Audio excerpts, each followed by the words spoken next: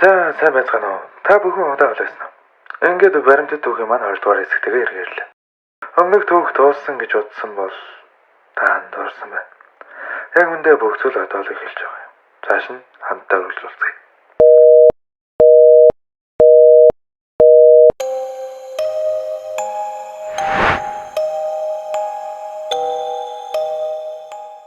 Сүүлийн үед тэр чимээ улам ойртож бүр тоо сонсогдох болсон.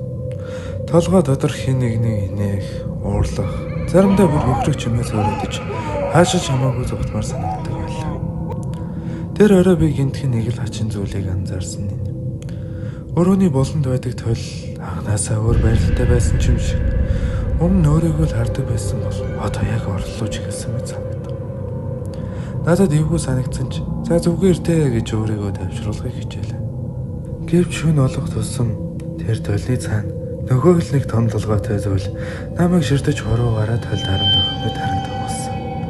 Хард арсан зүуд байгаасаа гэж залбирсан чаг тэр агшинд хүзүүгээр минь хин нэгэн хүйдэн гараараа боомлж байгаа мэт амьсгал авчтад маш хэцүүхэн шөнө өнгөрсөн. Гинт чангаар инээх чимээ гарч чагинд минь улам цод сонсогдох болсон. Гинэд гарт ямар нэгэн зүйл мэдрэгдлээ. Босч гэрлээ асахад тэрний хажууд хууж ирсэн урагцсан хуудас байх ба тэр нь арай ядан таних бүдэрсэн бичиг байлаа. Тэр зүйлийг арай ядан уншихад гэсэн бичиг байлаа. Бүх бие минь хүйд өргөж миний сүнс гарч явах гэж байгаа мэт санагдсан. Хаанаас ирсэн мэддэхгүй тэр хуудсан дээр бичиг яг л цус мэт уул хангтай байлаа.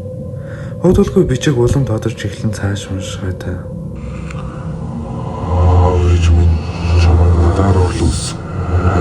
Жиминий бүхэл ертөнцийг булаасан гэх бичиг байлаа.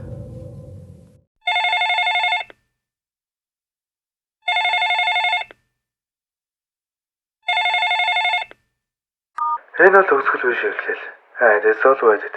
Хэрвээ та дараагийн хэсгийг хүлээж байвал лайк дараа subscribe хийгээрэй. Одохгүй болцгаая. Peace.